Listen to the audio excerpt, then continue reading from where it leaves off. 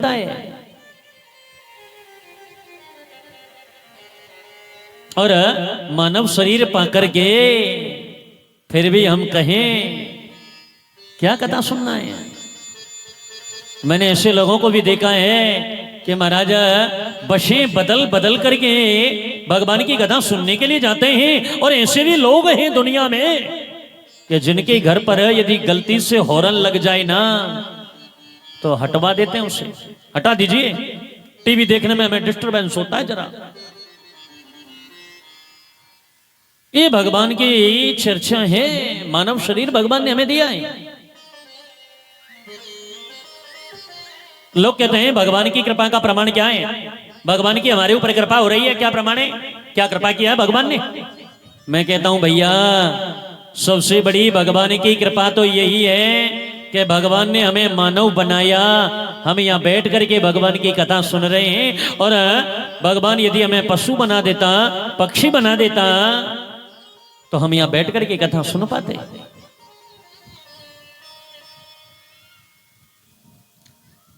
और मैंने तो पहले भी बोल दिया, मैंने कहा भैया 10 साल हो गया है कथा का आयोजन करेंगे। 4-5 बार गांव में आए, लेकिन माता जी की अब की कृपा हुई, कथा का आयोजन हो गया। और बाकी भागवत जी में सबसे पहले देखा जाता है, देखो तो 10 साल में पहले आया तो वो तो जल्दी जल्दी की कथा थी। बाकी भागवत में सबसे पहला देखा जाता है कि जिस जगह पर कथा हो रही है वो जगह आसपास तक भी पवित्र होना चाहिए। फिर दूसरी बात, हम यहां बैठे हुए हैं, आप लोग नीचे बैठे हो, मेरी क्या औकात है जो मैं इतनी ऊंची गद्दी पर बैठ सकता हूं? मैं नहीं, ये भागवत जी है बस, जो भी है। इस भागवत को लोग आप देखते हो, टीवियों पर कथा सुनते होंगे, कितना श्रेष्ठ सजाते हैं व्यास गादी को।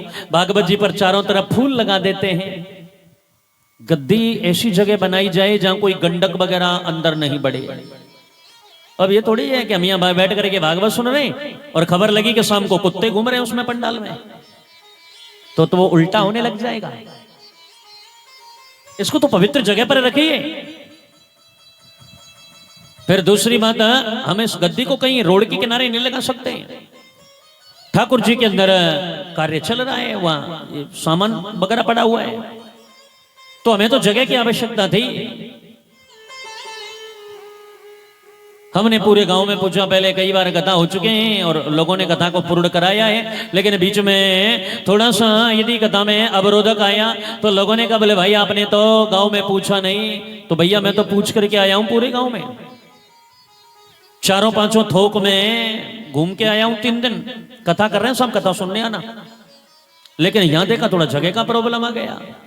तो मैंने कहा यार हमें तो जगह चाहिए, जो हम गोला रखेंगे काम तो उससे होगा ना।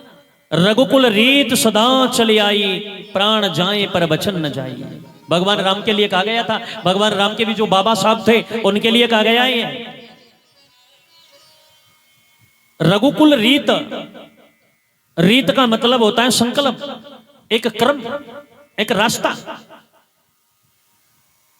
तो हमने ये संकल्प किया, एक गोला लेकर के पंडित जी ने मंत्र पढ़ा, श्री विष्णु श्री विष्णु श्री विष्णु। और फिर पंडित जी ने उसमें यह भी बोला, मंडलांतर्गते चूरू मंडलांतर्गते तहसीले उपतहसीले राजगढ़ तहसीले अमुक सन्निधौ ग्राम उत्पन्नश्य बड़ा चैनपुरा ग्राम। संकल्प तो पूरे गांव के निमित्त किया है। और संकल्प हमारा यही है, तुम्हारा धंधा रोजगार कैसा चलता है पूरे गांव का तुम जानो, तुम्हारी फैक्ट्री कैसी चल रही है तुम जानो, तुम्हारी नौकरी चाकरी कितने लग रहे हैं बच्चे तुम जानो।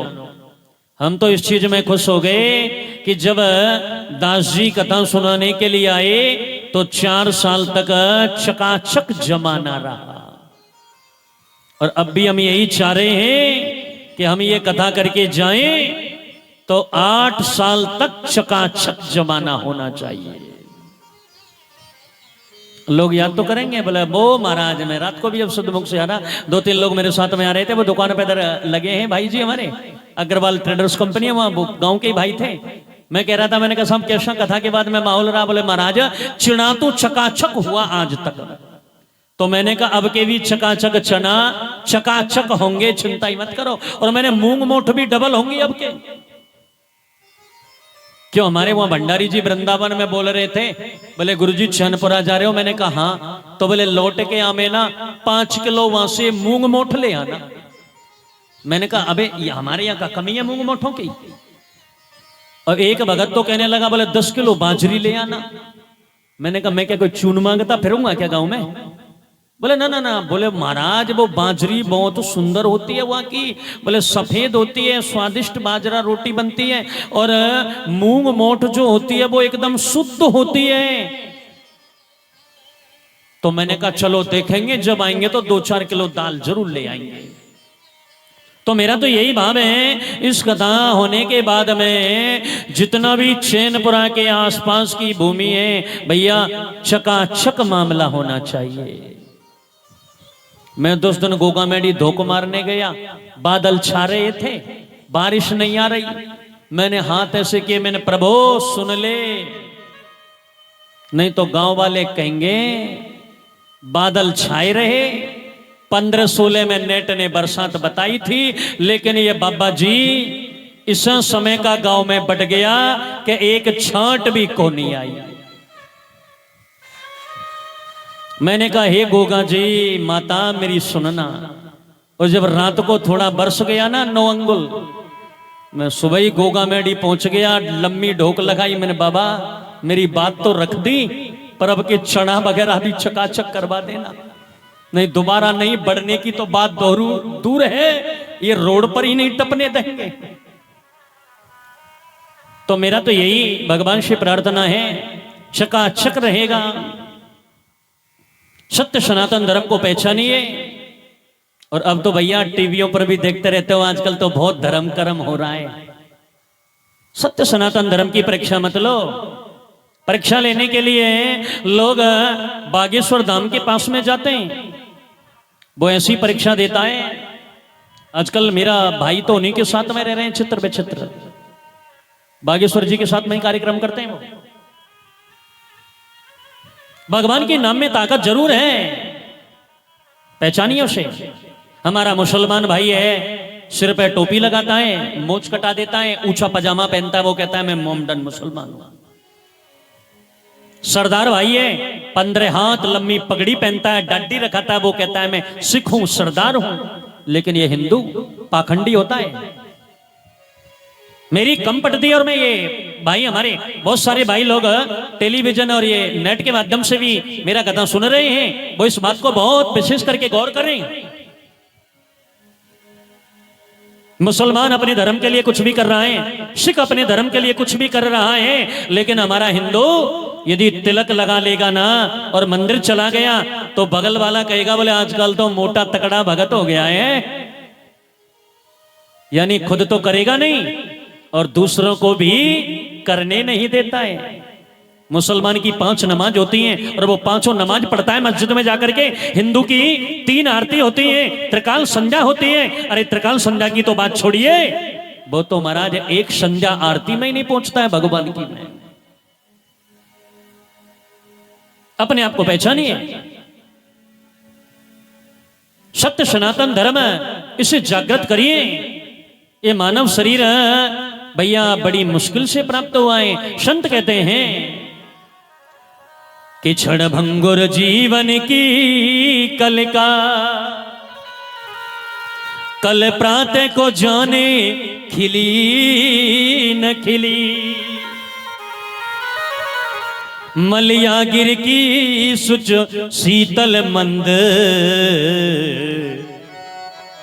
समीर सुगंध चली न चली,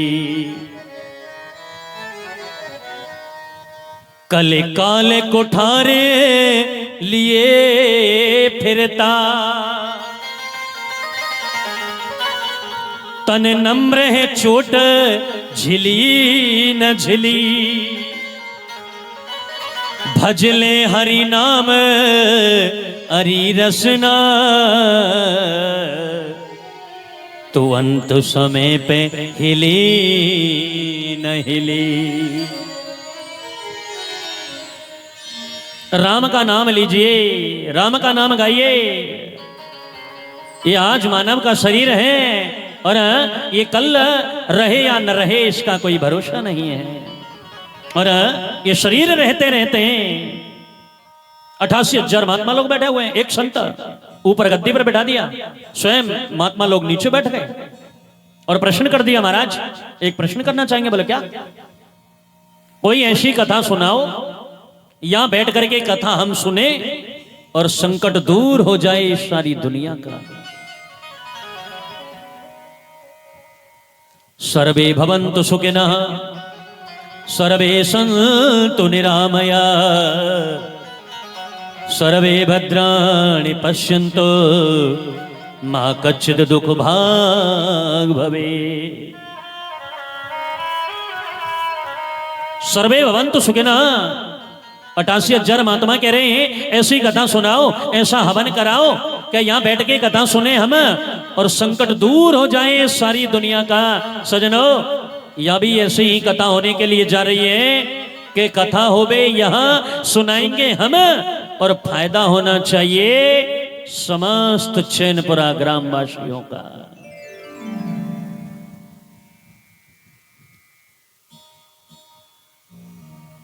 संत कह रहे हैं कथा कोई सुनाइए। बोले महाराज कथा तो सुनाएंगे, हम लोगों का जीवन क्या है? काल ब्याल ग्रास त्रास निर्नाश हेतवे सतुगीत सुखादेवे ही कलऊ किरण भासतम। हम लोगों का ये जीवन है ना, कोई भी हो 1 अरब 40 करोड़ जो हिंदुस्तान के अंदर लोग हैं, हम लोगों का जीवन एक अजगर सांप का ग्रास है। मेरे पीछे एक अजगर सांप बैठा हुआ है। काल बड़ो ईमान पे और बिना आई ना ले, और जो कहूं आ जाए गैल में तो घर तक जाने न।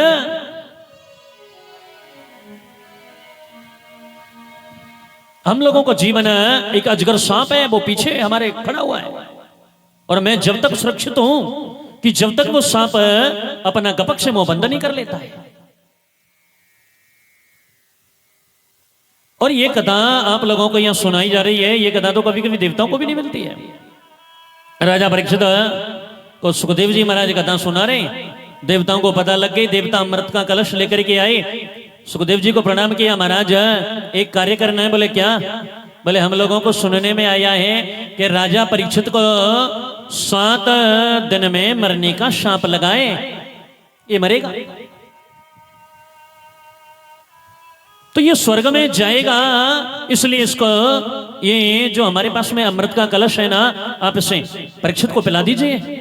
अदला बदली करनी है और कुछ नहीं करना है। इतना सुनते ही सुखदेव जी महाराज मौन हो गए और मन में सोचने लगे, मैंने देवताओं को भागवत सुना देता लेकिन नहीं सुनाऊंगा, क्योंकि इन देवताओं ने भागवत का बराबरी स्वर्ग के अमृत से कर दिया।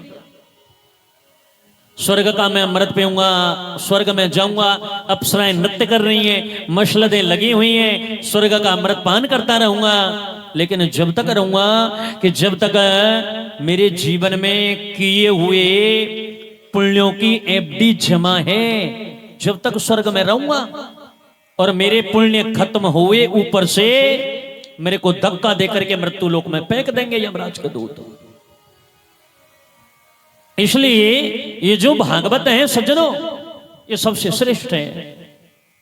फिर सुखदेव जी कहने लगे, परीक्षित ये स्वर्ग का अमृत रखा हुआ है और ये भागवत का अमृत है, अब बोलिए स्वर्ग का अमृत पियोगे या भागवत का अमृत पियोगे? इतना सुनते ही सुखदेव जी की बात को सुना, परीक्षित कहने लगे, गुरुजी मैं ये स्वर्ग का अमृत नहीं पीऊंगा, मैं तो भागवत जी का ही अमृत पीऊंगा। देवताओं को धक्का देकर के भगा दिया। देवता लोग ब्रह्मा जी के पास में गए, शिकायत कर दिया। सुखदेव जी परीक्षित को कथा सुना रहे थे, हमने कहा अदला बदली कर लीजिए, नहीं किया, मना कर दिया। ब्रह्मा जी ने तराजू लिया, एक पलड़े में भागवत जी को रख दिया और सजनों दूसरे पलड़े में दुनिया के यज्ञ तप तीर्थ दया दान धर्म सब रख दिए।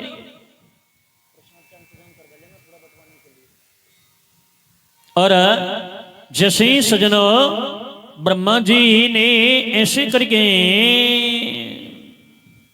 तराजू को उठाया,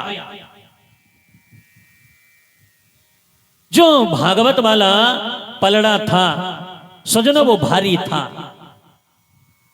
दुनिया के यज्ञ तप तीर्थ दया दान धर्म सब नीचे रह गए, पर जो सबसे ऊंचा पुण्य देने वाला है वो तो है भागवत जी का ग्रंथ। पहचानिए, इसकी बहुत मान्यता की जाती है। भागवत में बहुत ताकत होती है। थोड़ी देर में ब्रह्मा जी ने देखा कि एक आकाश मार्ग से विमान जा रहा है और उसमें आवाज आ रही है गड़गड़ गड़गड़ गड़गड़ गड़गड़। ब्रह्मा जी ने देखा, बोले भाई ऊपर कौन जा रहा है? बोले देखा, ओहो इस विमान में बैठ करके ये परीक्षित जा रहा है, ये तो वैकुंठ को जा रहा है। ब्रह्मा जी ने कहा, अरे देवताओं तुम तो मूर्ख के मूर्ख रह गए सब। देखिए ब्रह्मा जी कह रहे हैं कि ये परीक्षित ने कथा सुना तो ये स्वर्ग की और वैकुंठ की ओर चल दिया, और तुम तो भागवत जी की आपा पूर्ति में ही रह गए, तो तुम बिल्कुल ही भागवत जी के फल से विमुख हो गए। प्रणाम करो। सभी देवताओं ने मिलकर के भागवत जी को प्रणाम किया। राज्ञो मोक्षम तथा भिक्ष पुराधाता पे विस्मिता।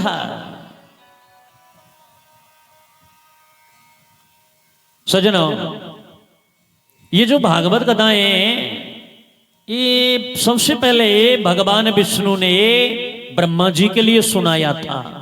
दुनिया में सबसे पहले कथा पढ़ने वाला कौन था? भगवान विष्णु।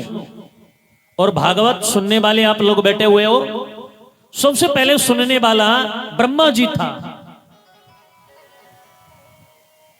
लेकिन ब्रह्मा जी ने भागवत विष्णु से सुना और ब्रह्मा जी ने वही भागवत अपने बेटा नारद को सुना दिया। लेकिन अब उसने आदि आदि कथा सुनी थी, तो मैं आपको एक संक्षिप्त में और एक बहुत सरल भाषा में समझा रहा हूं। यानी भागवत जी का जो माध्यम की कथाएं भगवान ब्रह्मा के द्वारा नारद जी ने श्रवण कर लिया, लेकिन आगे की जितनी भी कथाएं हैं वो इन्होंने सनक सनंदन सनातन सनत कुमार से सुना। संत कहने लगे ये तो गड़बड़ हो गई। बोले कैसे?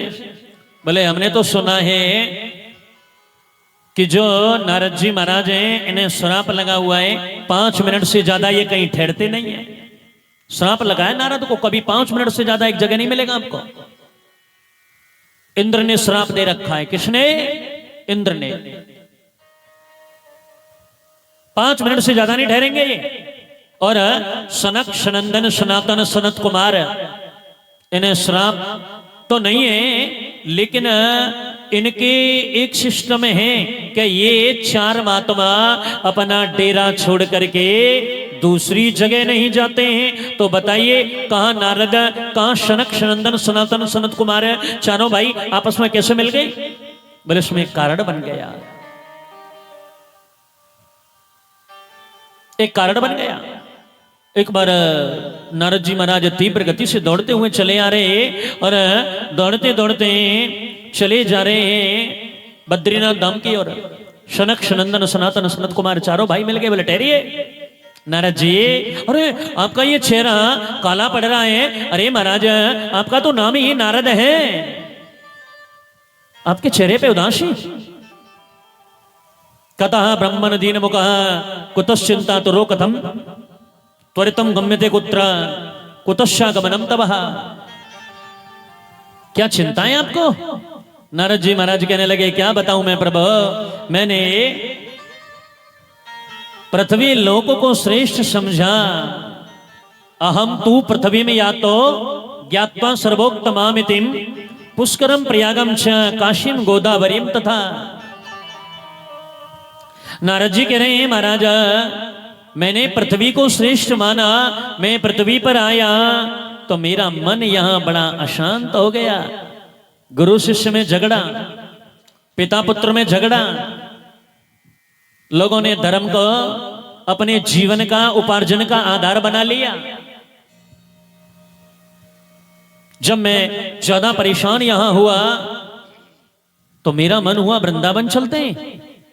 चारों भाई कहने लगे नारद सनक सनंदन सनातन सनत कुमार कह रहे हैं कि जब आपका मन वृंदावन के लिए हुआ तो महाराज वृंदावन का तो नाम ही वृंदावन है। वहां तो आपको बड़ी बड़ी शांति मिली होगी। नारद जी कह रहे हैं कि मैं जैसे वृंदावन गया, ओ मन चले वृंदावन धाम,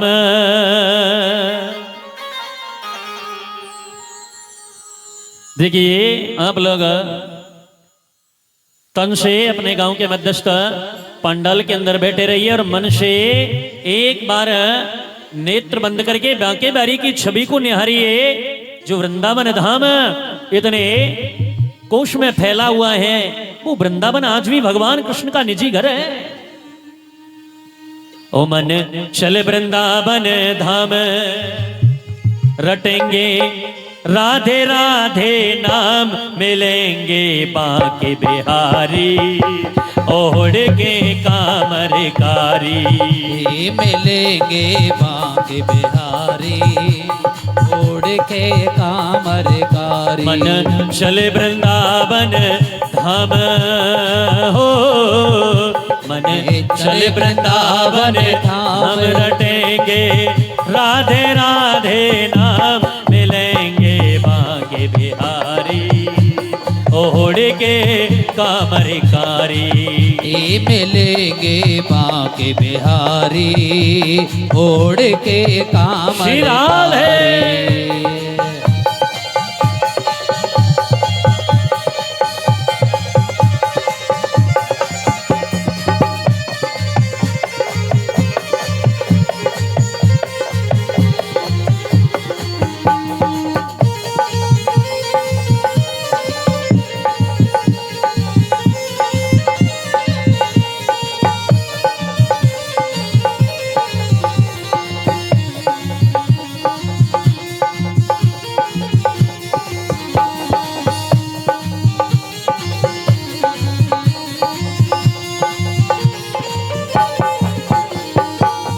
और वृंदावन में जाते ही सबसे पहले क्या करना होगा? प्रातः होत हम श्री यमुना जी नहाएंगे, प्रातः होते हम श्री यमुना जी नहाएंगे। प्रातः होत हम श्री यमुना जी नहाएंगे, प्रातः होते हम श्री यमुना जी नहाएंगे।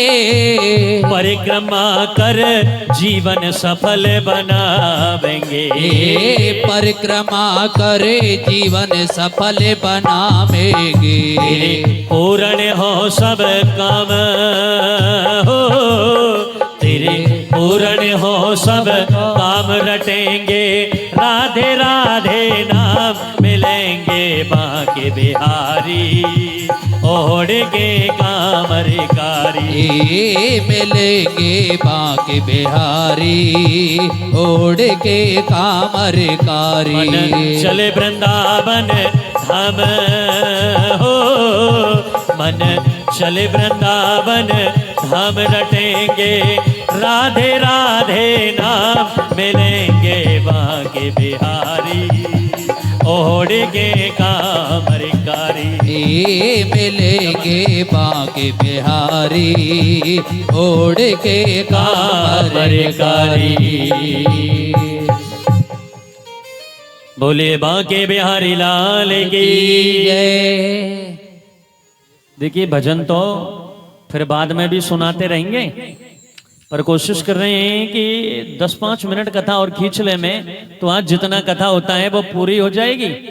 न तो कथा सुनाने वाले को पाप लगता है और ना ही फिर कथा सुनने वाले को लगता है। अब बीच में ही कथा छोड़ दे में, ज्यादा भजन गा दे में, या ये सब मेरे से बाहर है। ये भजन तो गाते रहेंगे, लेकिन जो भगवान की आज कथा सुननी है एक बार उसमें प्रवेश करते हैं। प्रेम से बोलेंगे जय श्री राधे। जय श्री राधे। आचार्य संत भगवान कहते हैं कि जैसे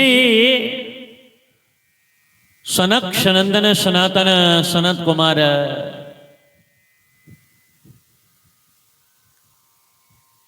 चारों भाइयों ने नारद जी से पूछा, महाराज आप वृंदावन गए तो आपने वृंदावन में तो बड़ा भारी विचित्र दृश्य देखा होगा। नारद जी कहने लगे, महाराज जैसे ही मैं पृथ्वी लोक में आया, मैंने देखा पृथ्वी लोक को मैंने श्रेष्ठ माना। अहम तो पृथ्वी में या तो ज्ञात्वा सर्वोक्तमामिति। नारद जी कहने लगे मैंने यहाँ पर बड़ी बड़ी अशांति देखी तो मेरा मन हुआ कि चलो वृंदावन चलते। और जैसे ही मैं वृंदावन आया तो बोले वृंदावन में तो आपको बड़ी बड़ी परम शांति मिली होगी। बोले महाराज, नारद जी कह रहे हैं कि मैंने वृंदावन में देखा कि कल कल निनादनी पावन यमुना किनारे एक श्वेत वस्त्र धारण किए हुए परम युवती बैठी है और उसके आसपास 10, 20, 50 महिलाएं बैठी हुई हैं और 2 पुरुष बुजुर्ग उसके पास में हैं। जैसे ही नारद जी कह रहे हैं कि मैं निकल करके चलने लगा तो उस देवी ने आवाज दिया, बाबा बहु बहु साधो क्षणम तिष्ठ मक्षिंतामपि नाशय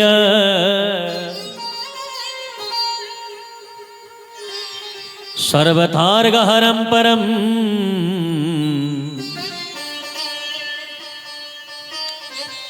वो देवी कह रही है बाबा जरा ठहरिए महाराज, मैं आपको रोकूंगी नहीं। वो देवी आवाज लगाने लगी, महाराज एक बार ठहरिए। नारद जी कहने लगे जैसे ही मैंने उस देवी को सुना, मैंने उस देवी की आवाज को सुना तो नारद जी कहने लगे मैं जैसे उस के पास में गया मैंने कहा आपका क्या नाम है? और ये इतनी सारी माताएं आपके आसपास बैठी हैं, ये कौन है? वो देवी कहने लगी बाबा आप मुझे नहीं जानते हो, अहम भक्ति रीति ख्याता एमऊ में तनयो मतौ ज्ञान वैराग्य ना मानो काल योगे न झरझरो। अब मेरे को नहीं जानते हो बाबा? नारद जी कहने लगे नहीं नहीं नहीं मैं आपको नहीं जानता हूं, कौन हो आप? वो देवी कहने लगी महाराज मेरा नाम भक्ति है और मेरा जन्म कर्नाटक में हुआ। आपको सबसे पहले भक्ति देखनी है तो चले जाइए साउथ इंडिया, दक्षिणी भारत, कर्नाटका। इंडिया में सबसे ज्यादा भक्ति वहीं पर है। एक से एक दिव्य प्राचीन मंदिर है, इक्षिक विद्वान ब्राह्मण उधर। भक्ति महारानी कह रही है कि मेरा जन्म दक्षिणी भारत साउथ इंडिया में हुआ और मैं जैसे ही चलने लगी वहां से मैं गुजरात में आई तो और भी मैं जवान हो गई, राजस्थान में आई मैं जवान रही। भक्ति कह रही है मैं वृंदावन में आई तो मुझे बुजुर्ग होना चाहिए, अब ये उल्टा हो गया महाराज, मैं तो बुजुर्ग की बजाय मैं तो बन गई 20 वर्ष की परम युवती। और जिनको आप बोल रहे हो ना कि ये बूढ़े बाबा हैं, ये कौन है? ये मेरे ही बेटा हैं, ये दोनों बूढ़े बन चुके हैं। एक का नाम है ज्ञान और दूसरे का नाम है वैराग्य। भाई कोई ज्ञान के मार्ग पर चलेगा नहीं, वैराग्य के रास्ते पे कोई चलेगा नहीं तो बूढ़ा तो उनको बनना ही पड़ेगा। वृंदावन धाम है, केदारनाथ धाम है, इनमें तो भैया भक्ति नृत्य करती है। धन्यम वृंदावनम तेना भक्तृत नृत्य यत्र छ। वो देवी कह रही है बाबा आप ये बोल रहे हो ना ये 50-100 महिलाएं मेरी सेवा में है, फिर भी मुझे मानसिक प्रसन्नता नहीं है, तो बाबा ये कोई गंगा यमुना कावेरी नर्मदा सिंधु कृष्णा गोदावरी ब्रह्मपुत्र ये समस्त नदियां, तुलसा महारानी ये भी मेरी सेवा में लगी हुई है, लेकिन मुझे मानसिक प्रसन्नता नहीं है। भक्ति महारानी कह रही है बाबा मैंने सुना है कि संतों के दर्शन से कल्याण हो जाता है, संतों के प्रवचन सुनने का मौका मिल जाए जीवन में आनंद हो जाता है। कृपा करिए ये जो मेरा बेटा है ज्ञान वैराग्य ये दोनों बुजुर्ग हो गए हैं। नारद महाराज आगे गए, जो उसके 2 बेटे लेटे हुए थे ज्ञान वैराग्य, नारद बाबा ने उनके कानों में वेदांत सूत्र सुनाना प्रारंभ कर दिया। गीता जी, उपनिषद, भागवत रामायण सब नारद जी के कानों में सुना रहे हैं। ज्ञान वैराग्य को झमाई आने लगी, वो खड़े होने लगे, लेकिन जैसे इन्होंने मंत्र पढ़ना बंद कर दिया, ज्ञान वैराग्य पुनः फिर जमीन पर लेट गए। भक्ति महारानी कहने लगी, बाबा तुम्हारे मंत्र तो काम ही नहीं कर रहे। नारद जी कहने लगे, चिंता मत करिए माता, तदा नाहम हरिद्वासो लोके त्वम न प्रवर्तये।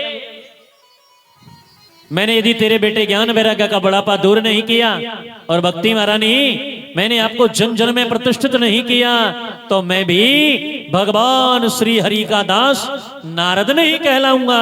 इतना सुना भक्ति महारानी को मानसिक प्रसन्नता हुई कि संत ने संकल्प ले लिया, प्रतिज्ञा कर लिया, अब तो पक्का मेरा कार्य होगा। आकाशवाणी हुई, नारद ज्ञान वैराग्य का बुढ़ापा दूर करना चाहते हो, भक्ति के कष्ट की निवृत्ति करना चाहते हो ना, तो कोई सत्कर्म करो। अब नारद जी ने दौड़ लगाई, बोले भाई ये सत्कर्म क्या होता है। और दौड़ते दौड़ते कई आश्रमों में गए, कई डेरे में गए। महाराज भक्ति की ज्ञान वैराग्य का बुढ़ापा दूर कैसे होगा, भक्ति के कष्ट की निवृत्ति कैसे होगी। इस डेरे में पूछा, वहां पूछा, वहां पूछा, लेकिन किसी ने भी संतोषजनक जवाब नहीं दिया। फिर नारद जी की आत्मा आवाज देने लगी, महाराज सत्कर्म कर लो, कल्याण हो जाएगा।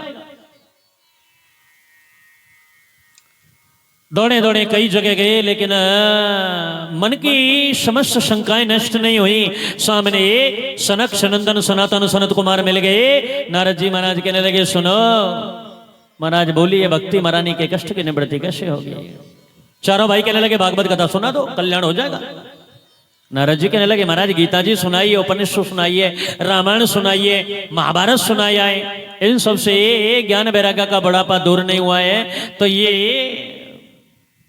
भागवत से हो जाएगा। बोले बिल्कुल, परीक्षा सही करके तो देखो। नारद जी कहने लगे, आप ही कथा सुना दो ना। बोले हम नहीं सुनाएंगे, हम तो बस बद्रीनाथ धाम में रहते हैं, हम अपना डेरा छोड़ के कहीं दूसरी जगह नहीं जाएंगे भाई। हाँ, भक्ति महारानी से कहिए वृंदावन से चढ़ करके आगे आए और हम बद्रीनाथ धाम से नीचे उतर करके चलेंगे, रास्ते में कथा सुना देंगे। वृंदावन और बद्रीनाथ धाम के बीच में एक तीर्थ स्थान पड़ता है। इस जगह का नाम है सजना हरिद्वार। हरिद्वार में गंगा जी के किनारे कनखल है, कनखल, और कनखल में एक आनंद नामक गंगा जी का तट है। व्यास गादी सुंदर बना दिया। और सजनों, ये पहले जीवन की भागवत होगी कि जहां कथा सुनने वाले अकेले नारद जी बैठे हुए और सुनाने वाले चार भाई बैठ गए आसन पर। नारद जी ने दो आसन लेकर के आए, एक आसन भक्ति के लिए डाल दिया, एक आसन ज्ञान वैराग्य के लिए डाल दिया, और प्रार्थना किया, हे भक्ति महारानी, हे बाबा ज्ञान वैराग्य, मैं तुम्हारे लिए ही कथा सुना रहा हूं, ये आप आ जाइए जहां भी हो। मंत्रों में तो ताकत होती है। ऐसे करके हाथ जोड़ के निवेदन किया। जब चारों भाई मंगलाचरण करने के लिए बैठे कथा सुनाने से पहले, तो सजनों मात्र केवल पब्लिक थी 3, और जैसे ही चारों भाइयों ने नेत्र खोले, मंगलाचरण पूरा हुआ, देखा हजारों लोग बैठे हुए हैं। कुछ लोग नहीं आ रहे थे, हम क्यों जाएं, हमें किसी ने बुलाया नहीं।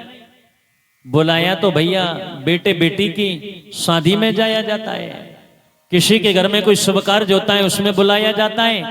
भगवान की कथा जहां भी हो रही हो, जैसे भी हो रही हो, तुरंत पहुंच जाइए। 2 शब्द भी यदि कानों में पड़ जाएंगे ना, तो वो भी जीवन में कल्याण ही कल्याण कर देंगे। राम से बड़ा राम का नाम,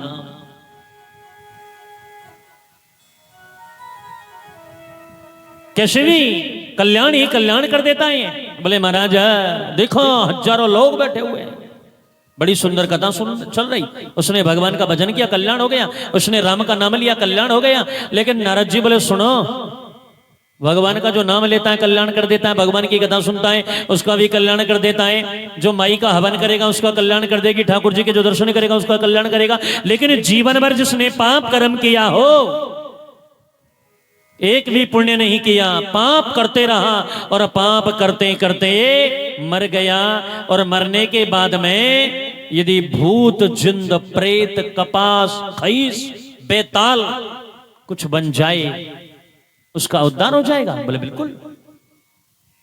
चारों भाई कहने लगे, नारद, तुंगभद्रा तटे पूर्वम भूत पक्तन मुक्तमम यत्र वर्णास्व धर्मेण सत्य सत्म कर्म तत्पर।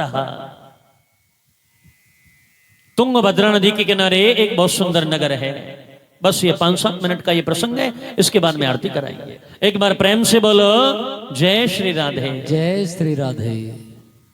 तुंगभद्रा नदी ये महाराज कर्नाटक में ही पड़ती है, साउथ इंडिया में पड़ता है।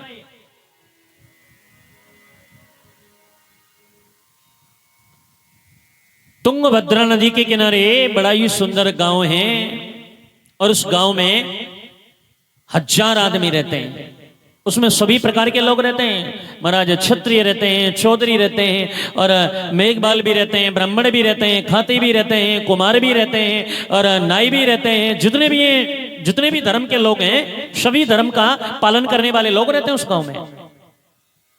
उस गांव में एक पंडित जी भी रहते हैं और पंडित जी का नाम है सजनो आत्मदेव। आत्मदेव किसे कहते हैं? आत्मदेव का मतलब होता है जी, जिसने अपनी आत्मा के अंदर छुपे हुए देवता का आवाहन कर लिया, जिसने आत्मा के देवता को पहचान लिया, उसी का नाम आत्मदेव होता है। आत्मदेव के यहां पर सब प्रकार का आनंद है, खूब धन है, खूब संपत्ति है, पंडित जी विद्वान है। लेकिन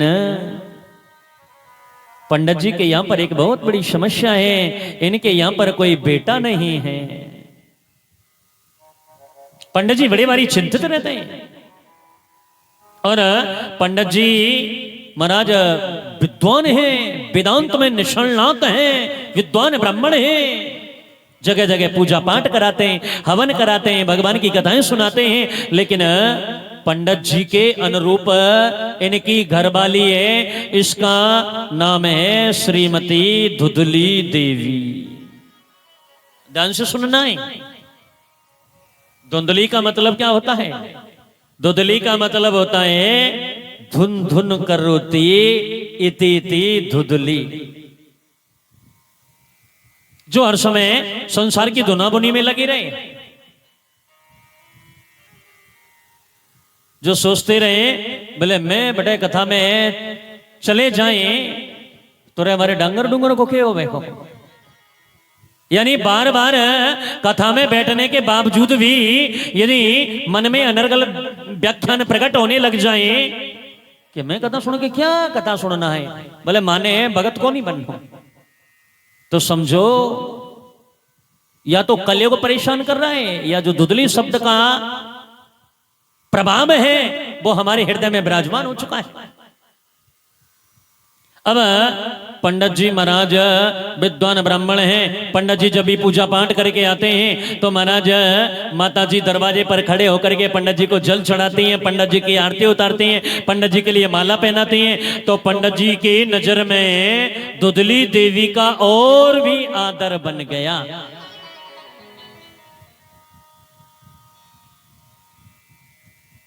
लेकिन माता जी का एक स्वभाव था, बात बात में पड़ोसियों से झगड़ा कर लेना, बात बात में गाली काट देना। अब माता जी का यह स्वभाव बन गया। मन की बुरी नहीं थी, मन की बहुत साफ थी, पर हां वाणी की कड़क थी माता जी।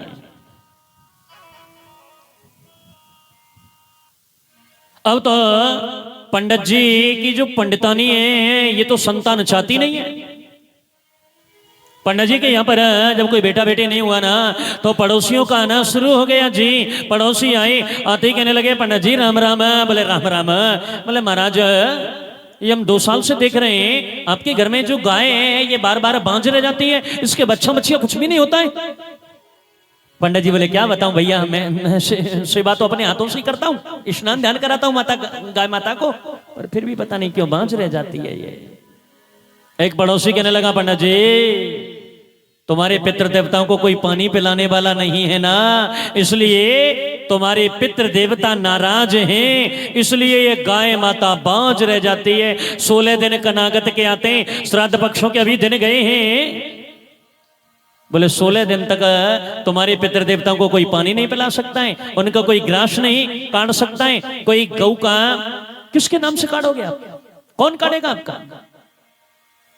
पंडित जी की टेंशन हो गया। दूसरा पड़ोसी आया, पंडित जी राम राम। राम राम। पंडित जी 4 साल से देख रहे हैं जो आपके घर में तुलसी है ना, तुलसी का बिरबा सूख क्यों जाता है ये?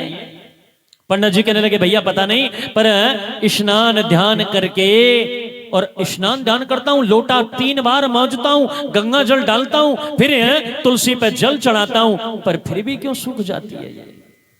एक पड़ोसी कहने लगा पंडित जी तुम्हारे घर में कोई बेटा नहीं है ना, तो इसलिए तुलसी सूख जाती है। पंडित जी के टेंशन बढ़ गया। और चिंता, चिंता एक ऐसी है, चिंता ऐसी डांकनी। एक जानवीर गुग्गा जी का मंदिर बना हुआ है, ये पड़ता है नारनौल से डेरोलिया हीर में। उधर भी मैं खूब घुमा हूं, अटेली मंडी के पास में खेड़ी है, कांटी है, तुम्हारा नीरपुर है, बोडी है, खोड है, गुज्जरबास है, और तुम्हारा ऊंच भांडोर है, नीच भांडोर है, चीतलान है, निम्बी है, खेरोली है, खूब घूमता हूं मैं। एक मंदिर है गुग्गा जी का, यादवों का गांव है टोटली, और गुग्गा जी का मंदिर है और पूरा क्षेत्र मानता है। तो वहां पर मैं अभी अभी गया तो मैंने देखा था एक दीवार पे दोहा लिखा हुआ।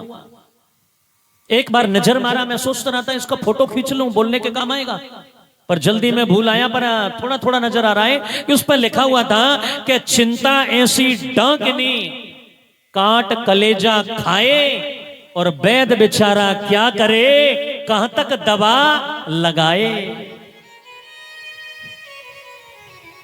पंडित जी की चिंता बढ़ गई और ऐसा टेंशन हो गया। पंडित जी महाराज सोचने लगे हे भगवान ये पुत्र क्या करो, हे भगवान क्या होगा अब। पंडित जी की टेंशन बढ़ गया, इतना टेंशन बढ़ा, पंडित जी बोले बिना बेटे के तो आत्महत्या कर लेना, ठीक है। पंडित जी महाराज मरने की नियत मन में धारण किया, आज मैं, मेरा आखिरी दिन है, आज मैं ये अपना शरीर को परित्याग कर दूंगा आज ही। पंडित जी मरने का मन में भावना लिया और अपने घर की तरफ से मुड़े और सीधे जंगल की ओर चल दिए। जाकर गए एक वृक्ष के नीचे नदी किनारे बैठ गए, मन में सोच रहे हैं भगवान किसी किसी को तो तूने 4-4 बेटा दिया है, किसी किसी को एक भी मुझे नहीं दिया। वृक्ष के नीचे पंडित जी बैठे हुए हैं, बैठे बैठे बार बार रो रहे हैं, बार बार अपने नेत्रों को प्रभावित कर रहे हैं। लेकिन पंडित जी ने देखा सामने से एक महाराज जा रहा है। महात्मा ने पंडित जी को देखा, महात्मा देखने लगे ये पंडित कोई है तो विद्वान है, इसके चेहरे से तो लग रहा है ये विद्वान है, पढ़ा लिखा है, धनवान भी है। लेकिन महात्मा जी बोले ये किसी न किसी चिंता में है पंडित ये। जैसे ही महात्मा जी नजदीक आए, महात्मा जी ने अपना पंडित जी के सिर पर हाथ फेरा। पंडित जी, तुरंत पंडित जी चरण पकड़ लिए, महाराज जी प्रणाम। पंडित जी महाराज साष्टांग चरणों में लेट गए। महाराज मेरे मन में बड़ी भारी चिंता है, मेरे बड़ी भारी चिंताओं ने मेरे अंदर घर बना लिया है, क्या करना चाहिए महाराज, मैं बड़ा परेशान हूं। चिंता मत, नहीं चिंता नहीं करते पंडित जी, क्यों रोते हो। पंडित जी ने महात्मा को देखा, अब पंडित जी तो और हिलकियों से रोने लग गए महात्मा को देख करके। लेकिन महात्मा दयालु थे, दया आ गई। क्यों रो रहा है बेटा, क्यों रोता है।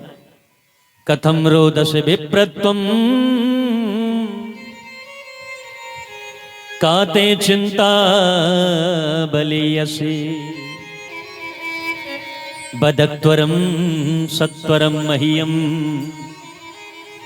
स्वस्य दुःखस्य कारणम महात्मा जी को दया आ गई। महात्मा जी पंडित जी से कहने लगे, पंडित जी अपने सुख दुख का कारण बताइए, क्यों रो रहे हो?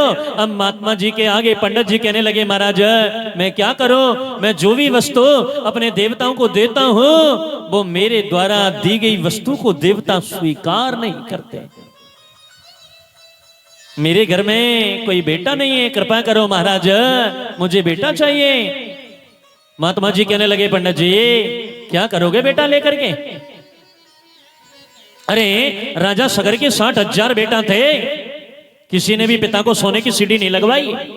और राजा अंग का एक ही बेटा था, बहन इतना दुष्प्रवृत्ति का था कि पिता को महाराज घर छोड़ करके जंगल की ओर जाना पड़ गया।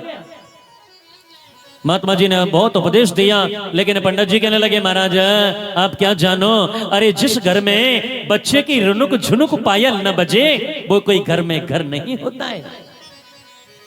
संत हृदय नवनीत समाना। नवनीत कहते हैं माखन को, महात्मा का हृदय पिघल गया।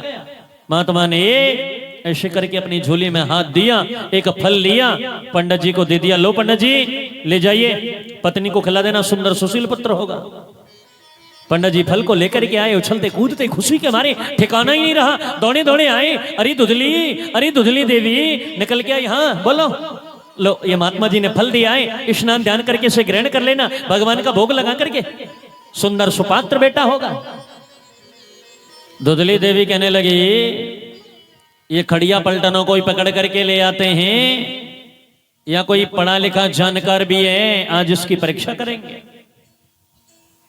दुधली देवी ने अपनी बहन को बुलाया, इसका नाम है अविद्या। और दुधली देवी कहने लगी, बहन जहां खाने वालों की लाइन लगी है वहां खिलाने वाला नहीं है, और जहां खिलाने वालों की लाइन लगी है वहां खाने वाला नहीं है, और जहां खाने वालों की लाइन लगी है वहां कोई खिलाने वाला नहीं है। एक काम करना। बोले क्या? बोले पंडित जी को तो पूजा पाठ के अलावा कुछ आता नहीं है। तुम्हारे घर में 9 बेटा पहले हैं और 10वां बेटा हो गया है, होने वाला ही होगा है? हाँ तो 10 बेटा हैं, खाने के लिए दाने भी नहीं है।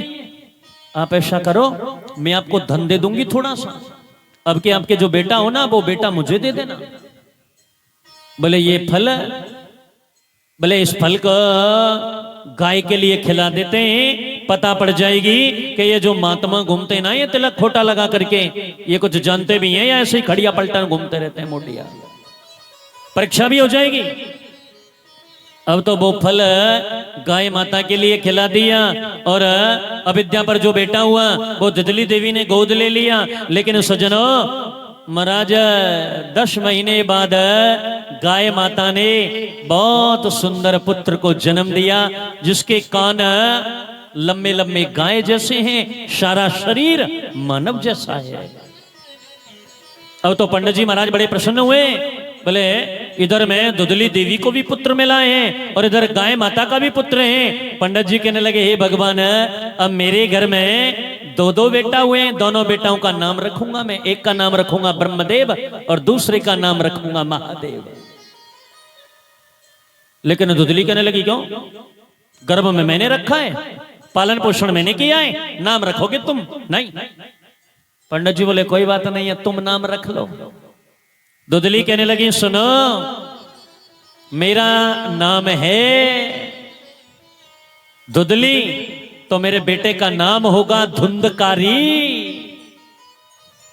और ये जो कान जिसके लंबे लंबे हैं गाय के, गौ कर्ण, गौ कहते हैं गाय को और कर्ण कहते हैं कानों को, इसका नाम होगा गोकर्ण। गोकर्ण पंडितो ज्ञानी, धुंधकारी महाखला। धुंधकारी रास्ते में कांटे बिछा देता, गरीब लोगों के छप्पर मकानों में आग लगा देता, पड़ोसियों के बच्चों को पकड़ करके ले जाता, कुएं में धकेलाता, बाबड़ियों में फेंकाता, और धीरे धीरे धीरे धीरे ताश खेलना शुरू कर दिया। टेंशन होने लग गया, पीना शुरू कर दिया।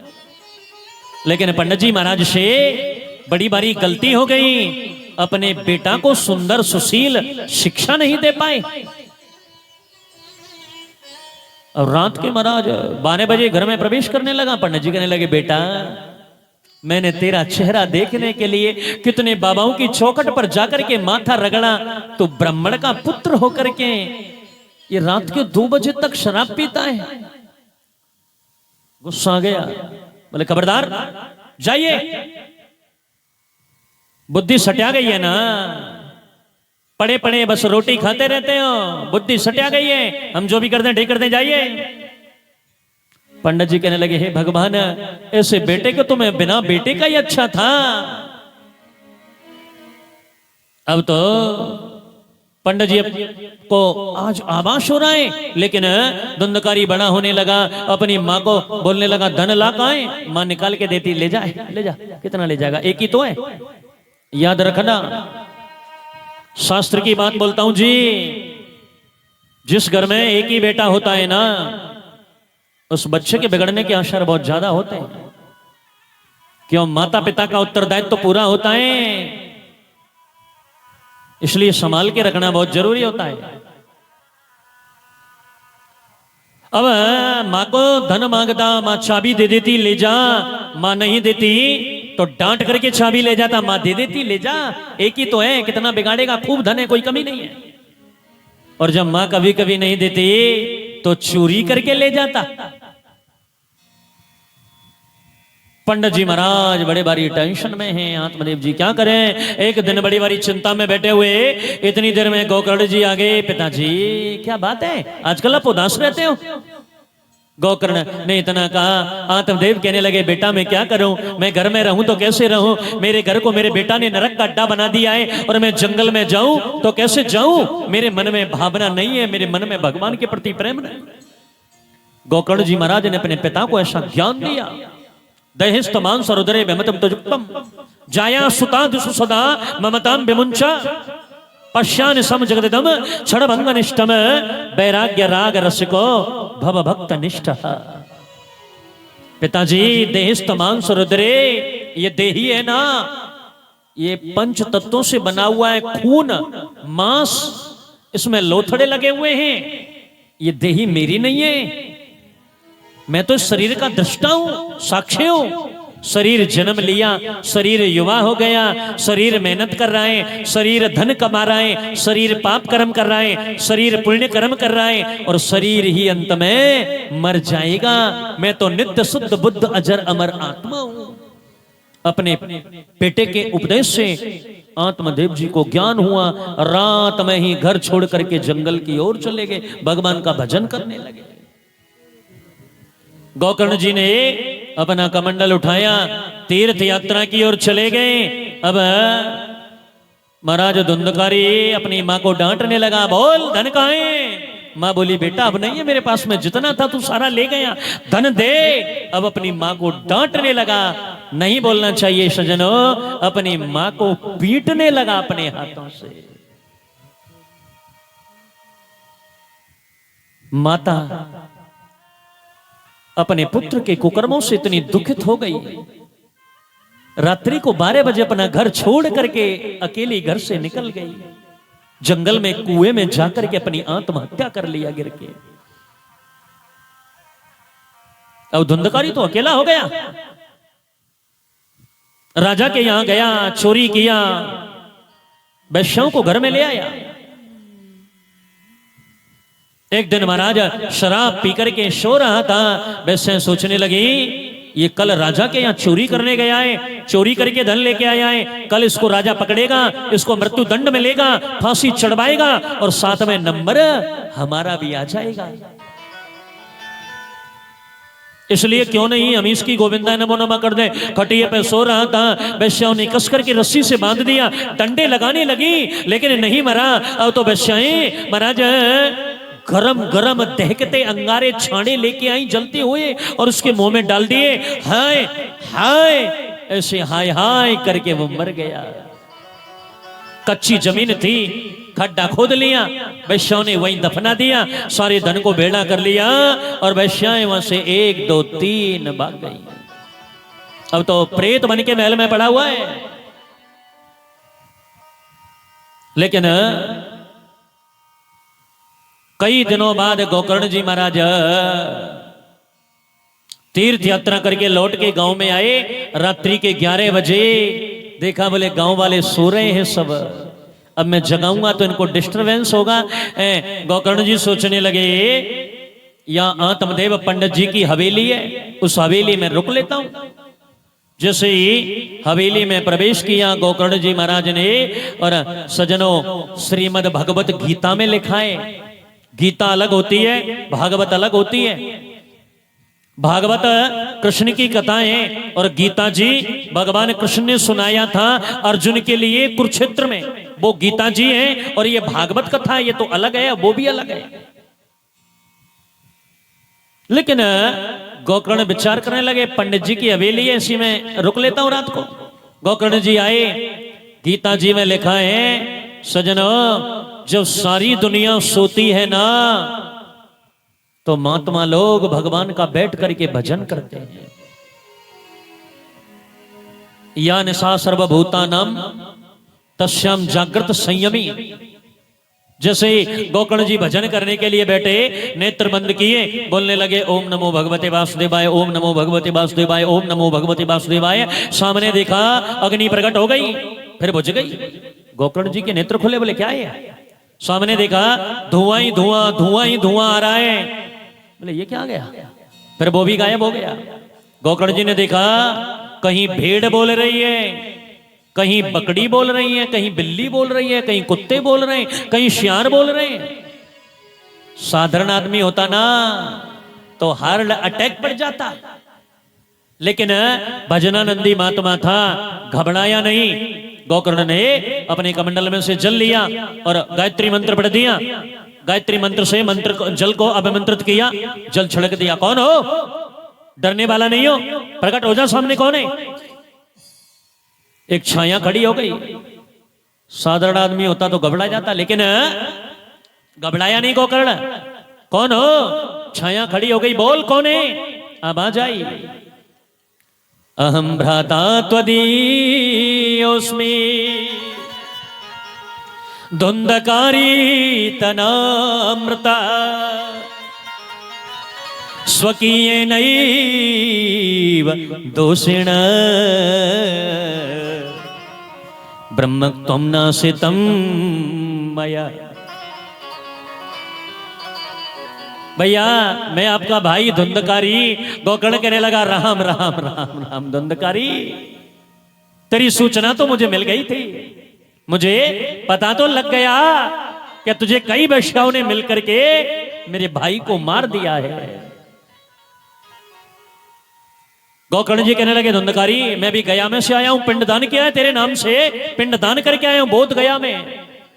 छाया बोली भैया एक पिंडदान नहीं, लाख पिंडदान कर दे, मेरा उद्धार नहीं होगा, मैं बहुत बड़ा पापी हूं।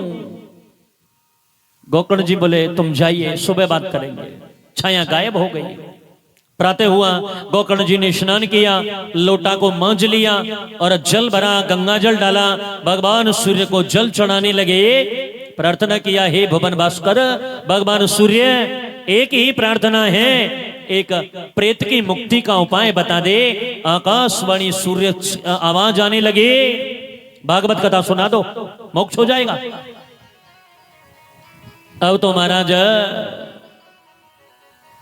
बड़ी सुंदर व्यास गादी बनाई, बगीचे में लाखों लोग कथा सुनने के लिए बैठ गए और गोकर्ण जी महाराज कथा सुना रहे। लेकिन धुंधकारी, अब भैया भूत जिन्न प्रेत कपास खईस इनका शरीर होता है या नहीं होता है, यदि आपको जानना है तो देख लीजिए मेहंदीपुर बालाजी। लेकिन वो धुंधकारी महाराज हवा बन के आए, इधर बैठे, तूफान का झोंका आए उसे उड़ा ले जाए, फिर इधर बैठे धुंधकारी, हवा आए उड़ा ले जाए। अब बड़ा परेशान होने लग गया प्रेत। लेकिन देखा कि सप्त ग्रंथि का एक बांस का पेड़ खड़ा हुआ था, उस बांस में जाकर के बैठ गया धुंधकारी। हवा भी आई लेकिन वो नहीं उड़ा, चुपचाप बैठ गया। और गोकर्ण जी महाराज कथा सुना रहे हैं। पहले दिन की कथा पूरी हुई, बांस की पहली ग्रंथि फट गई। दूसरे दिन की कथा पूरी हुई, दूसरी ग्रंथि फट गई। तीसरे दिन की कथा पूरी हुई, तीसरी ग्रंथि फट गई। 7 दिन की कथा पूरी हुई और 7 बांस की ग्रंथियां फट गई, यानी बांस बीच में से फट गया और उसमें से देवता जैसा शरीर धारण करके वो धुंधकारी प्रकट हो गया। और उपस्थित जन समूह को कहने लगा, मैं वही धुंधकारी हूं जिसका नाम सुनते ही आप रास्ता भी छोड़ देते थे। भागवत जी को प्रणाम करने लगा वो धुंधकारी। भागवत जी को बार बार प्रणाम करता है। इस भागवत की वजह से आज मेरा मोक्ष हो गया। धन्य भागवती वार्ता प्रेत पीड़ा विनाशिनी, सप्ताहो पे तथा धन्यम कृष्णलोक फल प्रदम। भागवत जी को प्रणाम किया। इतनी देर में देखा विमान आया बैकुंठ से, आकाश में से उतर के धुंधकारी बैठने लगा। गोकर्ण कहने लगे, सुनो कथा मैंने सुनाई है, इन सब लोगों ने सुनी है, इनके लिए विमान क्यों नहीं आया है, अकेले धुंधकारी के लिए क्यों आया है? भगवान के पार्षद कहने लगे, इन्होंने कथा तो सुना है लेकिन कथा सुन के उस पर विचार नहीं किया है, मनन नहीं किया है, इसलिए इनके लिए विमान नहीं आया है। मनन तो करना चाहिए। बोले फिर क्या करें? बोले दोबारा कथा कराओ। पुनः दोबारा कथा हुई, फिर दोबारा विमान आ गया। जैसे भगवान राम के साथ सभी अयोध्यावासी विमान में बैठ करके भगवान राम के साथ सब बैकुंठ को चले गए, इसी तरह समस्त महाराज नगर निवासी गोकर्ण जी महाराज के साथ विमान में बैठ करके बैकुंठ धाम की ओर चले गए। प्रेम से बोलो जय श्री राधे। जय श्री राधे। अब तो ये कथा सुनने वाले जो श्रोता होते हैं ना, ये 3 प्रकार के होते हैं।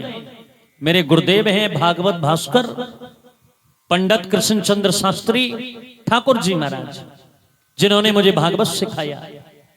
और मेरे बैरा के गुरुदेव हैं भजन सम्राट परम पूजनीय बाबा रसका पागल जी महाराज, जो मैं उनके महाराज जी के 14 साल सेवा में रहा।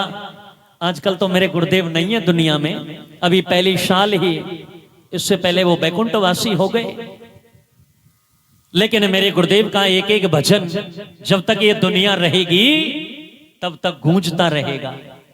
कहीं भी खाटू श्याम का कार्यक्रम हो, चाहे कोई कितना भी बड़ा कथावाचक आए और चाहे कोई कितना भी बड़ा गायक आए, पर वो गाएगा मेरे बाबा के ही भजन को। कोई भी भजन हो, कजरारे तेरे मोटे मोटे नैन बांके बिहारी नजर ना लग जाए। अभी वो भाई बजा रहा था, मेरे उठे बेरह की पीर सखी वृंदावन जाऊंगी, ये भी मेरे बाबा का ही भजन है। अब तो कोई भी गाते रहो। मेरे गुरुदेव ने आज तक शरीर पे कपड़े नहीं पहने, सिर पे ये बाल भी नहीं रख सकते हम लोग। ये तो आजकल मैं थोड़ा रखने लग गया हूँ, संत तो नाराज रहते हैं, बोले विशाखा ये क्या चक्कर है ये। हमारे यहाँ तो टाट बांट सब छुला करके एकदम घोट मोट रहते हैं। हमारी संप्रदाय अलग है। हरि के हरिदास भिखारी न होते तो वृंदावन में बांके बिहारी न होते। बांके बिहारी को तो हमारे बाबा ने प्रकट किया, जिसके आजकल लोग दर्शन कर रहे हैं। जो कथा के श्रोता होते हैं वो 3 प्रकार के होते हैं जी। पहला होता है श्रोता, और दूसरा होता है सरोता, और तीसरा होता है सोता। श्रोता का लक्षण क्या होता है? श्रोता का मतलब होता है कि कथा प्रारंभ होनी है 12 बजे, तो 11 बजे कथा पंडाल में बैठ जावे, बीच में खड़ा नहीं होवे, मन लगा के नेत्र बंद के भगवान की कथा सुने। बीच में ताली बजा देवे, अपने मुखारबंद से कीर्तन बोले, पूरी कथा सुन के आरती करके, और आरती वारती करके प्रसाद लेके भगवान को प्रणाम करके फिर अपने घर जाए, वो श्रोता का लक्षण होता है। और दूसरा होता है जी सरोता। सरोता का मतलब होता है जो सुपारी काटता है। मैंने देखा है कई जगह, हमारे भाई जोगिंदर ने ये पंडाल लगाया, भाई बेचारे ने इतना तो लगा दिया, गांव वालों ने उससे निवेदन किया। टेंट वाले तो और भी आ रहे थे यहाँ 1-2 लगाने के लिए, भाई सार्वजनिक काम है, वो चुबकिया का भी आ रहा था, लेकिन बुजुर्ग गांव वाले बोले नहीं, पहले हमारे गांव का वो मना कर देता है तब हम दूसरी जगह से बुलाएंगे। भाई ने देखो बढ़िया अच्छा महफिल सजा दिया। कई जगह क्या होता है, बड़ी बड़ी महफिल लगी रहती है, उससे भी डबल डबल टिबल टिबल, बहुत हजारों लोग कथा सुनते हैं, तो उसमें सरोता लोग बैठे रहते हैं। कोई तो कहेगा बोले ये व्यास गद्दी कैसी है, तोता तो लटकाया ही नहीं है, सुखदेव तो उसी में बैठता है। फिर कहेंगे व्यास गद्दी टेढ़ी बना रखी है। फिर आपस में कहेंगे बोले भाई व्यास जी तो ठीक है, लेकिन चटकुले कम बोलता है, कोई भजन भजन भी कौन सुना बे। फिर लास्ट में कहेंगे वो तो ठीक है, पर प्रसाद थोड़ा ठीक नहीं मिलता है। प्रसाद पर कहते हैं प्रभु को, सा कहते हैं साक्षात को, और दा कहते हैं दर्शन को। प्रसाद का मतलब होता है जिसमें प्रभु के साक्षात दर्शन हो, उसी का नाम प्रसाद होता है। ये 3 घंटे उनके इसी में निकल जाते हैं, आपस की कांट छाट में।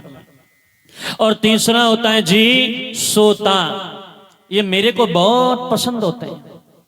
घर में तो बच्चे सोने नहीं देते हैं चचर पचर में, कथा में आएंगे तो कोई ऐसी जगह देखेंगे कि जहां कमर लगाने के लिए जगह मिल जाए। 4 घंटे की पक्की समाधि, कथा में बैठते ही नेत्र बंद। 4 घंटे की व्यास जी ने कथा सुना दिया और पूरी कथा हुआ, जयकारा लगाया, बोलिए बाल कृष्ण लाल की जय। तुरंत नींद खुल गई, जाग आ गई, आरती उड़ती हो गई, प्रसाद ले लिया, कथा सुन लिया, पंडाल से बाहर गए। स्वामी किसी ने पूछ लिया, बोले सुनो किसी कथा बाची महाराज हो, बोले के पूछो हो, कंठ गणो मधुर है महाराज को। अच्छा सोनी कथा बाची के भी पूछो कौन नहीं साहब, बहुत बढ़िया कथा बात है महाराज, थे के सुने आज, मतलब मैंने बेहो कौन की, अरे थने के सुने कथा जो महाराज ने बाची कि थाने पल्ले पड़ी कि कोनी पड़ी, ना ना ना मैंने ध्यान कौन दियो, मैंने बेरो कौन पाटे हो, कथा में क्या बोलो महाराज। आज बेरो तो भाई जद पाटे जद सोबे से फुर्सत मिल जाए, कथा में कभी भी सोना नहीं चाहिए। और ये पक्की प्रक्रिया है। एक बार एक मारवाड़ी मैया बोलने लगी, महाराज मैं थने के बताऊं, सामने मैंने 2-2 गोली नींद की खानी पड़े हैं, मैंने जद भी नींद को नहीं आवे, और थारली कथा में मैंने बैठते नींद आ जावे है। मैंने कहा मैया चलो ये अच्छा हुआ, किसी भी कार्य में पास तो कर दिया कम से कम। और ये पक्की बात है कि आप डबल बेड पर विश्राम कर लिए, खटिया पर विश्राम करो, आपको नींद नहीं आएगी, लेकिन कथा पंडाल में बैठते ही आपको नींद आना शुरू हो जाएगा। क्यों?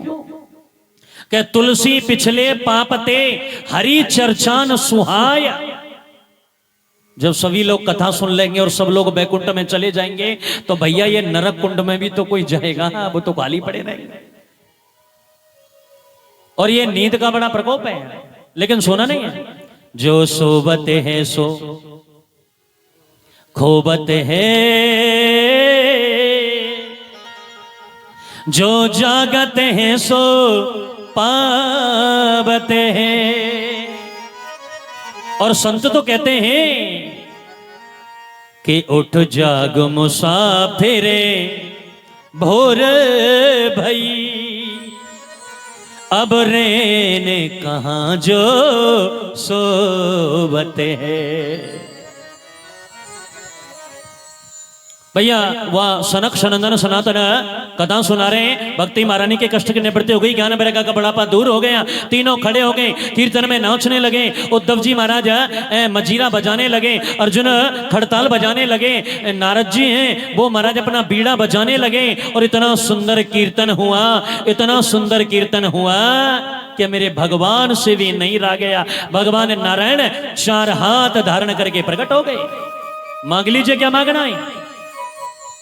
संत कहने लगे सुनो, जहां भी आपकी भगवान की कथा हो रही हो वहां आप जरूर आना भगवान। भगवान कहने लगे सुनो, जो भी श्रद्धा भावना से मेरी कथा कराएगा मैं जरूर आऊंगा। और सज्जनों, भगवान आज भी आते हैं, लेकिन हम उन्हें पहचानते नहीं है। जो ये आपने भजन सुना है, राधे राधे बरसाने बारी राधे, मैं अभी उनके पास में था दिल्ली, तो वो बोल रहे थे, हमारा सत्संग चल रहा, वो बोल रहे थे, विशाखा दास जी, भगवान जो आता है ना वो 4 हाथ धारण करके नहीं आता है। मैंने कहा सत्य बात है महाराज जी। बोले यार 4 हाथ धारण करके आएगा तो लोग उसे देखते ही डर जाएंगे, लुक जाएंगे। बोले भगवान तो ऐसा भेष बना करके आता है कि कोई उन्हें पहचान ही नहीं पाए। हनुमान जी एक ऐसे बुजुर्ग, फटे कपड़े, बिबाइयां फटी हुई और हाथ में लठ और कपकपी बधी हुई राम कथा सुनने आते थे। और तुलसीदास आंक के पेड़ पर रोजाना जल चढ़ाता, आंकड़े में से जिंद भगवान प्रकट हो गए। बोले मांग ले। तुलसीदास कहने लगा राम जी के दर्शन करा दो। बोले राम जी के नहीं कराऊंगा। बोले क्यों? बोले राम जी के दर्शन तो केवल एक हनुमान ही करा सकता है। चले जा, वहां कथा हो रही है, एक भागवत कथा। एक बूढ़ा बाबा आएगा, बिल्कुल फटे कपड़े, पैर पकड़ लेना, छोड़ना मत।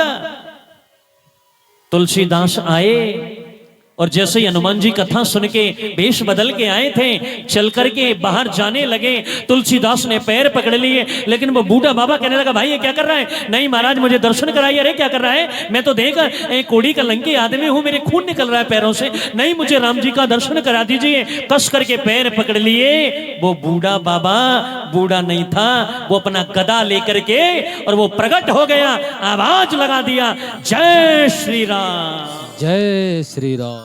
जैसे ही हनुमान जी प्रकट हुए, हनुमान जी कहने लगे सुनो, चित्रकूट के घाट पे आ जाना, मैं तिलक घिसूंगा और राम जी आएगा, देखना तिलक होगा। और तभी कही गई है कि चित्रकूट के घाट पे और भई संतन की भीड़, तुलसीदास चंदन घिसे, सो तिलक करे रघुवीर। आज भक्ति महारानी प्रकट है, ज्ञान वैराग्य प्रकट है। सजनों, जब भी कथा हो शुभ मुहूर्त में करना चाहिए। कथा कराएं, कोई यदि पर्सनल कथा करा रहा है ना, तो वो तो भैया व्यास जी को बुलाने के लिए जाता है। पर्सनल 5 आदमी इकट्ठे होके जाते हैं गांव में से, व्यास जी को चलो बुला के लाएं, कथा सुनाएंगे। लेकिन कभी कभी क्या होता है कि कोई नहीं बुला रहा है तो व्यास जी खुद ही चले आए। अब व्यास जी खुद आ गए, व्यास जी ने कहा कथा पढ़ूंगा, तो उन्होंने तो बोल दिया बोले गांव में मिल लो, गांव वाले कहें तो भैया खूब कर लो, नहीं तो रहने दो। तो ये जो कथा हो रहा है ये समस्त लोगों के भक्तिपूर्ण आग्रह से है। 2015 में भी ठाकुर जी के प्रांगण में कथा हुआ। अब ये भी भैया भगवान का ही आसपास उसी का ही आंगन है। ये जो कथा है समस्त चैनपुरा बड़ा वासियों के सहयोग द्वारा चल रहा है। शुभ मुहूर्त में कथा कराओ। वैसे तो सुबह से शीघ्र, शुभ कार्य में देरी मत करो, लेकिन ये मुहूर्त श्रेष्ठ है। आए तो हम हमीदपुर में कथा करने के लिए, नारनौल से चिड़ावा रोड पे निकलते ही नारनौल से एक गांव है, उसमें सांखला रहते हैं, राजपूत सांखला समाज, जांगड़ हैं और तुम्हारे पंडित हैं, चौधरी भी हैं, यादव भी हैं। लेकिन वहां कथा हो गया। नारियल हमारे पास में आया था, बीच में कोई और महाराज आ गया, जबरदस्ती पीछे पड़ गया। अब लोग तो दयालु होते हैं, बोले कर ले महाराज तू भी कथा। फिर मैंने कहा चलो नौपुरा में कथा पढ़ेंगे, हमारे वहां भी शिष्य हैं। मेरे मन में विचार आया, बोले नहीं हो तो चैनपुरा ही कर लो ना, नौपुरा वोपुरा में तो होता रहेगा। मैंने कहा चैनपुरा में है, बहुत साल हो गए, 9 साल, जो 9 बार तो मैंने गेड़ा मार दिया है, अभी तो नंबर आता नहीं है। मैंने आपके राम का नाम लेकर के रख दीजिए, होगी जो देखी जाएगी। शुरू तुम कर दो, समाप्त तो समस्त गांव आ जाएगा कराने के लिए, फिर अपने आप ही। मैं जानता हूं यहाँ के लोग पता है क्या कहते हैं, अरे बोले सुनो के 4 दिन हो गया ये बामण बूमणान ने महाराज मूरज ने कथा करता है कि भैया ने भी संभाल लो। ये लोग जानते हैं बोले यदि गांव में से बामन महात्मा पंडित दुखी होके गए तो भाई ठीक नहीं रहता। या तो ये होने ही नहीं देंगे, टाल देंगे, बोले जाड़ दो यार, बोले जान दो। और यदि जबरदस्ती कर दिया तो फिर इनको संभालना पड़ेगा फिर तो। अभी मैंने वहां रामपुरा में गधा किया तो मैं चेलाओं के पास में आया, मैंने कितने चेले हैं, लिस्ट निकाली, बोले 50 चेला। मैंने कहा 3-3 हजार रुपए सब निकालो। क्यों गुरुजी? मैंने कहा बेटा मैं चेला उसी को बनाता हूं जो 1 रुपया मुझे डेली देता है। 10 रुपए डेली नहीं मांग रहा हूं, 100 रुपए भी नहीं मांग रहा हूं, 1 रुपया डेली। महीने में 30 रुपए होते हैं, साल में 365 रुपए होते हैं, 7 साल के कितने हो गए? बोले 3000 तुम्हें निकालो। 2-3 ने दिए। लो गुरुजी मैं नहीं, तुम्हारे गांव में कथा करेंगे, फिर तुम वहां दान धर्म बुलवाना, धर्म का धर्म होगा, कर्म का कर्म होगा। अब ऐसे में चोरों की तरह तुम्हारा पैसा भेड़ा इकट्ठा करके पार जावे तो क्या है, पर बदनामी तो अपनी होगी। और इतने साल से यहां रह रहे हैं, 10 साल हो गए हैं। किसी भी क्षेत्र में चले जाओ, चूरू, हनुमानगढ़, गंगानगर, झुंझुनू, सीकर, हिसार, जिंद, नारनौल, महेंद्रगढ़, कहीं भी चले जाओ, आज तक कोई ये नहीं कह सकता है कि महाराज ने हमसे 2 रुपए जीवन में मांगे हों। चैनपुरा के अंदर 100 चेलाएं, कोई भी चेला ये कहता है कि गुरुजी ने 5 रुपए भी कभी मांगने आए हो। और ये मेहरबानी करणी माता की है, चैनपुरा की मेहरबानी है। पहले तो हम एक छोटी सी कार में आए, ये इतनी इतनी बड़ी गाड़ियों में घूम रहे हैं, 25-25 लाख की में। ये भी चैनपुरा की ही कृपा से मिली है हमारे लिए। अब ये तो हम जानते हैं कि हमारी माता करनी जानती है कैसे आया है, कहां से आया है। कृपा हुई है ठाकुर जी की ही। जहां भी कथा हो, शुभ मुहूर्त में कथा कराओ, श्रेष्ठ मुहूर्त में कथा कराओ। और मैं तो कह रहा हूं माता जी के नवरात्र चल रहे हैं, इससे बड़ा कौन सा मुहूर्त होगा। जगह जगह माता अपना सिर पर विराजमान होकर के विचरण कर रही है। 9 दिन के लिए तो माता और हमारे पिता भोलेनाथ कैलाश छोड़ करके सीधे दुनिया में विचरण करने के लिए आ जाते हैं। और 9 दिन तक तो क्या, मैं तो कह रहा हूं कि 900 सालों से तो माता देश नौक में विराजमान हो रही है। नवरात्रि का मुहूर्त, पावन मुहूर्त था, मैंने कहा कर लीजिए, कौन सी बात है। कथा जब भी हो श्रेष्ठ मुहूर्त में कराओ, विद्वान ब्राह्मण बुलाओ। सुबह 6 बजे माइक में मंत्र बोलने चाहिए, फिर हवन होना चाहिए, फिर दोपहर को कथा हो, शाम को भगवान की आरती हो। और कलश जो भी उठाते हैं, हमें अपने अपने कलश पर दीपक अवश्य जलाना चाहिए।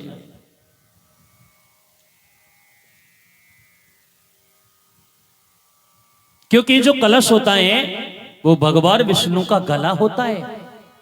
और इसमें पंडित जी ने जल डाला है ना, पंडित जी ने मंत्र पढ़ दिया, यह अमृत बन गया। नारियल भी रखा है इस पे। और भैया पूजा पाठ में ताकत तो होती है, और ताकत नहीं होना तो वृंदावन, गोवर्धन, हरिद्वार में हम जैसे बैठे हुए पंडे पुजारी बेचारे क्या है उनका, भगवान के आश्रय तो हैं हम, तो इसमें ताकत तो होती है धर्म कर्म में। तो ये जो कथा हो रही है आप लोगों के निमित्त है, अच्छा काम कराने की भावना आए तो एक दुआ आता है कि कल करंते आज कर, आज करंते अब, और पल में परले होते हैं सो बहुर करेगो कब। और यदि गलत काम करने की भावना मन में आ जाए तो इस दुआ को पलट दीजिए और कहिए कि आज करंते कल कर, कल करंते परसों, और जल्दी जल्दी क्यों करें, अबही तो जीनो बरसों। सुबह भागवत में प्रसाद नहीं लेना चाहिए, थोड़ा फलहार ले लो। ज्यादा भोजन करोगे तो नींद आएगी। शाम को भोजन लेना चाहिए कथा में। लेकिन लोग कहते हैं महाराज बड़े लोगों की बात मान करके एक दिन एकादशी का व्रत करते हैं। आज मैंने एकादशी का व्रत कर लिया है, सुबह से शाम तक भूखा रहा हूं, और जब शाम को सोएंगे ना तो सोते ही बोल देते हैं, बोले सुन रही हो के तड़के नाश्तो थोड़ो जल्दी बना दियो। आज मैं एकादशी व्रत कर रेडी है मेरी। एक एकादशी में ये हाल है तो 7 दिन तक एकादशी यदि भोजन नहीं करोगे तो क्या होगा। बोले महाराज हमारे बस की कौन। मैं कह रहा हूं एक समय नहीं 2 टाइम भोजन करो, 3 समय करो, पर भगवान की कथा जरूर सुनिए। और ये तो मौका मिलता है कथा कराने का। जब भी कथा हो शुभ मुहूर्त में ब्राह्मणों को बुला करके मंत्रों का उच्चारण कराइए, हवन कराइए, रात्रि को भगवान की कथा में कीर्तन कराइए।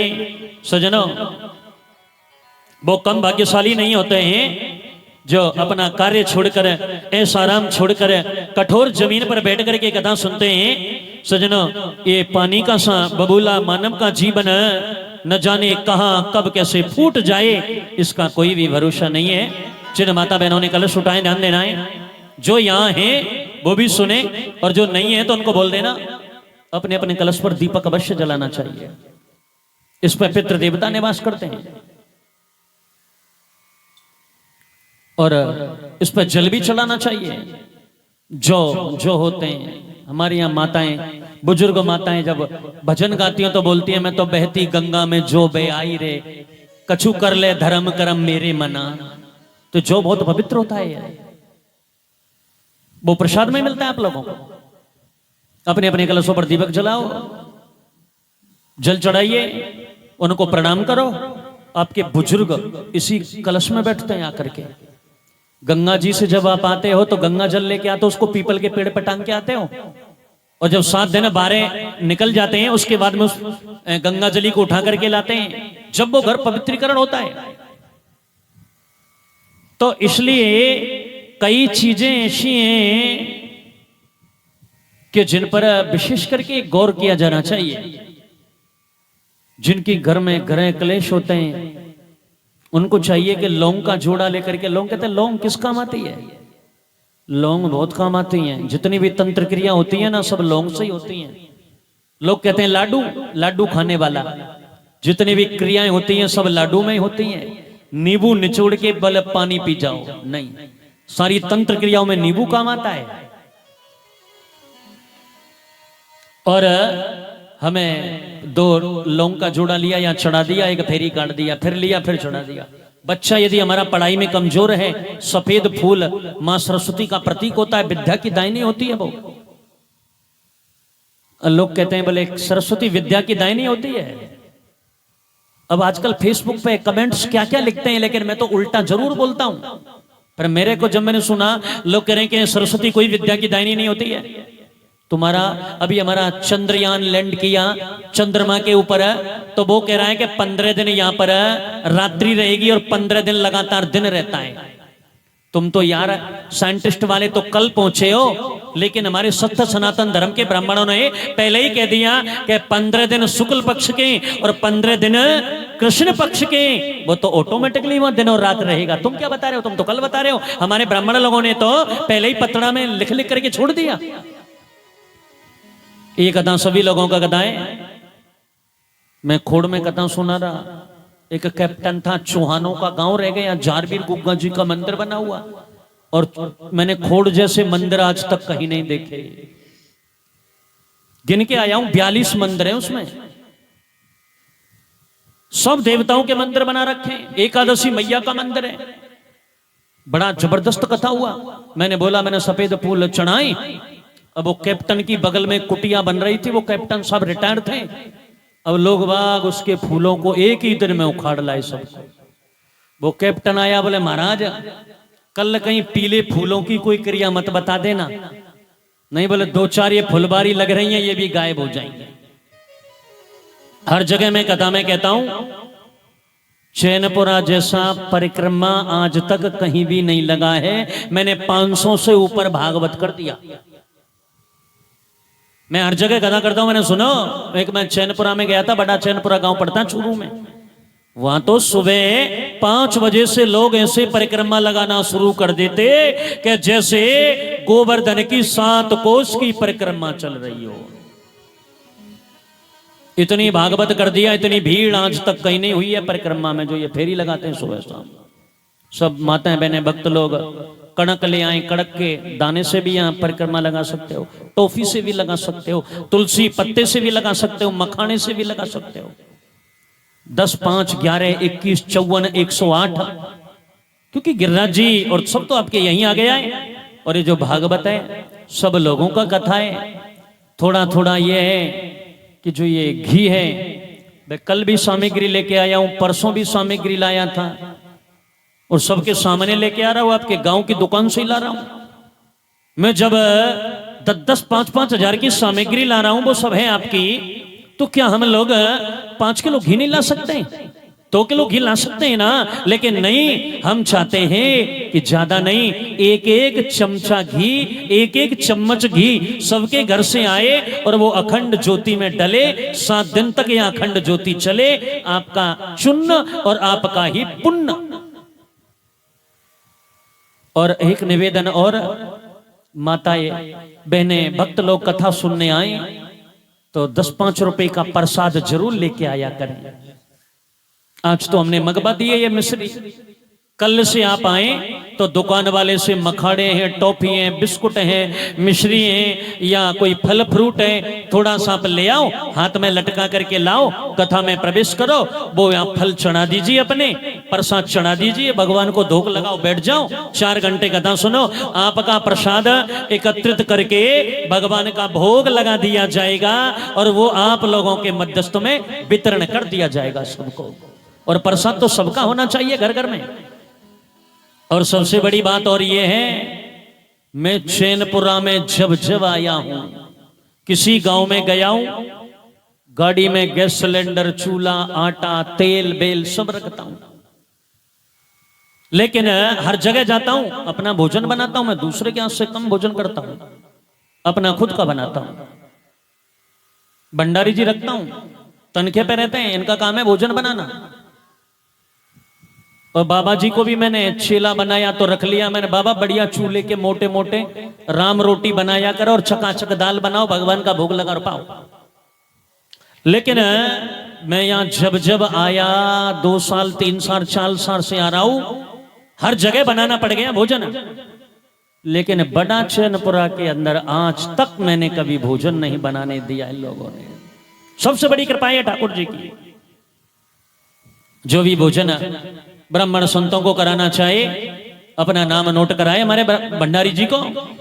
भैया संत तो जिसका खाते हैं अन्न और उसके नाम से करते हैं भजन।